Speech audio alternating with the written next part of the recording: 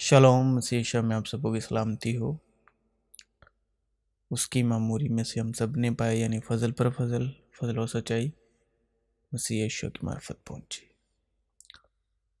Control का दूसरा नाम बैलेंस है। बैलेंस का दूसरा नाम कंट्रोल है। कहने का मतलब कंट्रोल से बैलेंस आता है। तो अगर बैलेंस है तो इसका मतलब कंट्रोल कायम है। तो जो पंजाब पावर हाउस है, जो सबसे बड़ा है, बिजली उत्पादन को मेगावाट या गीगावाट घंटे में मापा जाता है, वोल्टेज में नहीं, क्योंकि वोल्टेज ट्रांसमिशन सिस्टम की एक विशेषता है। जैसे 400 किलोवाट 2025 की हालिया रिपोर्टों के आधार पर 660 मेगावाट की 3 इकाइयाँ हैं। 2025 में 1806 मेगावाट बिजली उत्पन्न की है। सितंबर 2025 में आई एक रिपोर्ट में एक निश्चित अवधि के लिए इसकी पारित उत्पादन क्षमता 8557, यानी 8557 MUS यानी मिलियन यूनिट के बराबर का उल्लेख किया गया था, जो मजबूत उत्पादन का संकेत देता है। परंतु ये बिजली घर तक चीज़ों को चलाने के लिए निरंतर और संतुलन वोल्टेज के कंट्रोल के साथ पहुंचाई जाती है। जिस तरह 245 यानी 245 वोल्ट का कंट्रोल एक घर को रोशन रखता है। एक कार इंजन कितने सीसी का होता है, कितनी पावर होती है, उसमें स्पीड के साथ मगर एक बैलेंस और कंट्रोल स्पीड यानी कि 70 किलोमीटर है। चाहे इंजन 1000 सीसी का हो या 5000 सीसी, अगर कंट्रोल और बैलेंस ना हो तो वो ताकत हादसा बन सकती है। लेकिन अगर कंट्रोल और बैलेंस हो, सब्र और शांति, संयम की रूह की मदद से हम सफ़र करने में सफल और मंजिल तक पहुंच पाते हैं सही सलामत।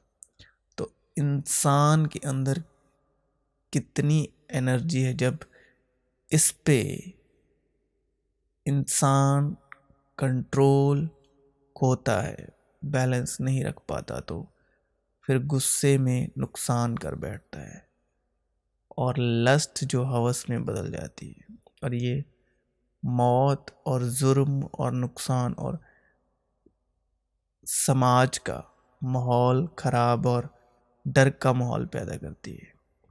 चाहे नशा है, उसके विचार में आने से लेकर, यानी इंसान के विचार में आने से लेकर बुरे से बुरे तरीके से अंजाम देने तक,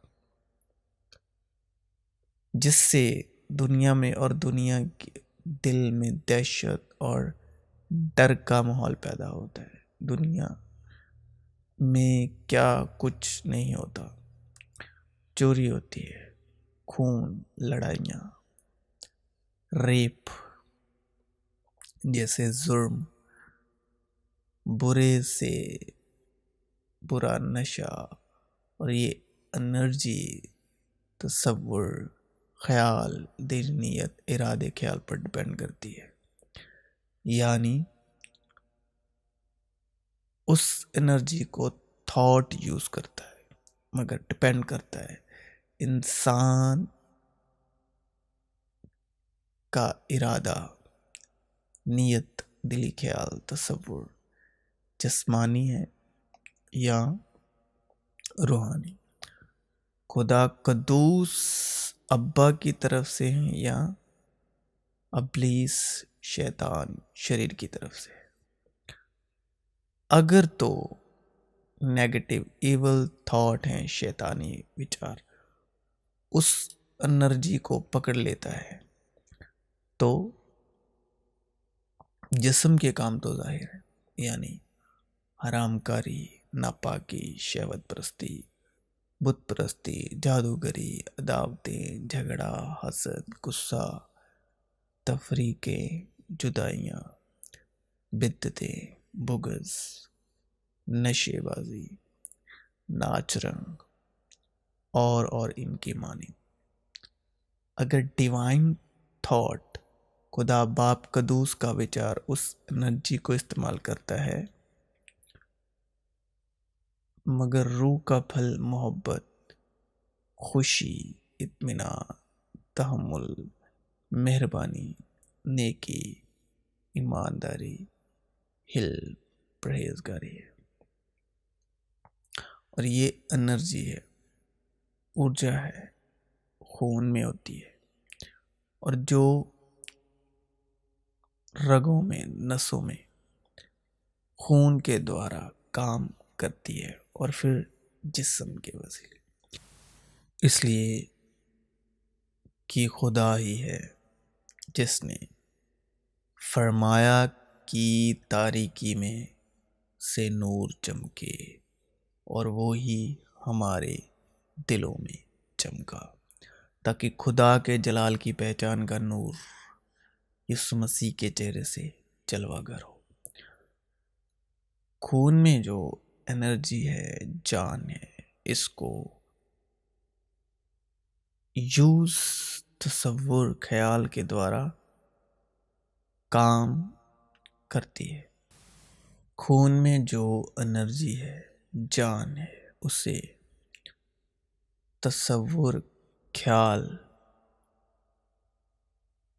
जो है उनके द्वारा काम करती है। ज़मीनी जिस्मानी ख्याल से ये जान खर्च होती है,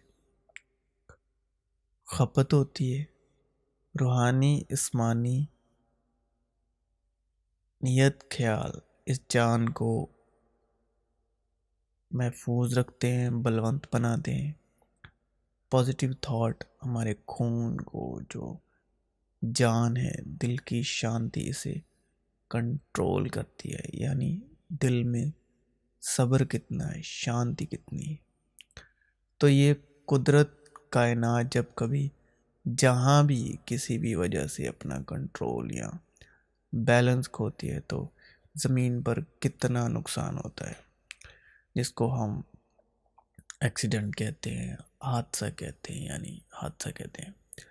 क्योंकि कुदरत अपनी धुन और ताल में चल रही है, अपनी रफ्तार में, और उसमें वक्त के अधीन इंसान चल रहा है, और इंसान के अंदर सोच ख्याल है बहुत सारे। तो जब हम बैलेंस और कंट्रोल खोते हैं तभी नुकसान का सामना करना पड़ता है, चाहे कोई हमारे सामने हो, चाहे हम किसी के सामने हो, तो नुकसान का सामना करना पड़ता है। तो लाइफ, नेचर, स्पिरिचुअलिटी इसे कंट्रोल एंड बैलेंस, संयम, सब्र, शलोम, इंसान के पास सोच, ख्याल, ख्वाहिश और चुनाव करने की समर्थ है, ताकत है, स्ट्रेंथ है। हालांकि कोशिश ही कर रहा है हर इंसान अंडर थॉट, ख्याल, ख्वाहिश। इंसान की ज़िंदगी जितनी सब्र से और शांति से मामूर है, उतना ही लाइफ में बैलेंस, कंट्रोल होगा। और वो सब्र और शांति जिस्मानी है या रूहानी। अगर जिस्मानी है तो उसकी एक उम्र होगी, यानी कुछ वक्त तक ही रहेगी। अगर रूहानी है तो वो वक्त के अधीन नहीं होती है और ना रूह मरती है। तो रूहानी शख्स कभी अपना बैलेंस और कंट्रोल यानी सब्र, शलोम, संयम नहीं खोता। एक आम इंसान को लगता है मेरे साथ जिंदगी में चीजें बुरी हो रही हैं या अच्छी हो रही हैं, बट नहीं, वो सिर्फ हो रहा है वक्त के अधीन। ना वो अच्छा है ना बुरा, वो सिर्फ हो रहा है। अच्छा बुरा हमारे ही ख्याल है और किस ख्याल और नीयत से कबूल करते हैं तो हमारी कबूलियत पे डिपेंड करता है, वेलकम पर डिपेंड करता है, सब्र पर टिका हुआ है, शांति पर, और सब्र और शांति ना होने पर टिका हुआ है। दूसरा ये है, इंसान जब जीने की कोशिश करना छोड़ता है, उम्मीद और ईमान छोड़ता है, तब वो मौत को कबूल करता है।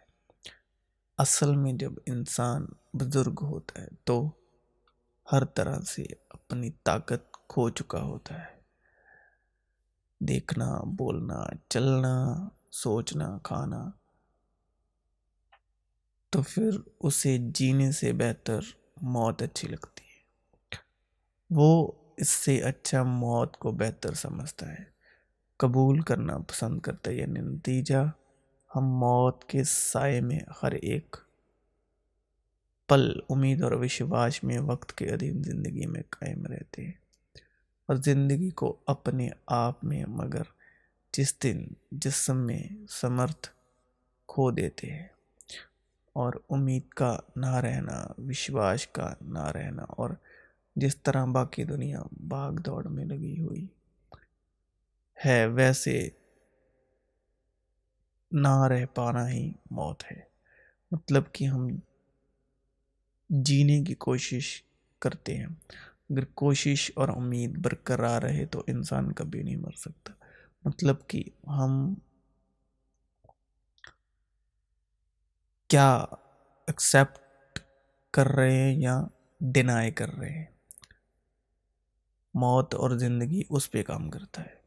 और कंट्रोल और बैलेंस जुड़ा है ईमान के साथ, और ईमान जुड़ा है हमारी कल्पना और ख्याल, नियत, इरादे, दिली ख्वाहिश के साथ। और दिली इरादे जुड़े हैं हम क्या देखते हैं, क्या सुनते हैं, क्या बोलते हैं, हम प्रोड्यूस क्या करते हैं, क्या कर रहे हैं, और रसीव यानी कबूल क्या कर रहे हैं। दान प्रदान, गिव एंड टेक, एंड किस नीयत से, किस इरादे से इंसान मरता नहीं बल्कि अच्छी और बुरी याद बन के जिंदा रहता है, अपनों में, अपनों के ख्याल में, दिल में, भावनाओं के तौर पर, और समाज उसे याद रखता है उसने काम क्या किए हैं, और वो अपना एक असर छोड़ता है ज़मीन पर, कामों के वसीले और यादों के वसीले। पैदा होना और मर जाना ये संसार की अपनी मानता है, क्योंकि संसार की एक अपनी रूह है। संसार एक अपने आप में ही अलग इंसान है, उसकी एक अपनी रूह है, उसका एक अपना नज़रिया है, अपना किरदार है, अपनी ठाठ है, अपना ख्याल है, नीयत है। संसार टिका है, चलता है जिस्मानी अभिलाषा पर। जो संसारिक जीवन जीना चुन लेता है, कबूल कर लेता है, वो इंसान का भगवान संसार का भगवान है। इंसान इसके अधीन है, यानी संसार जिसकी अपनी ही रूह, ख्याल, नियत, इरादे का इंसान है। संसारिक जीवन जीने वाला जो संसारिक जीवन की चॉइस करता है, कबूल करता है, उसका ये भगवान है, एक संसारिक ईश्वर है। खुदा है, जिस्मानी जिंदगी जीने वाले का, नियत इरादे रखने वाले का खुदा।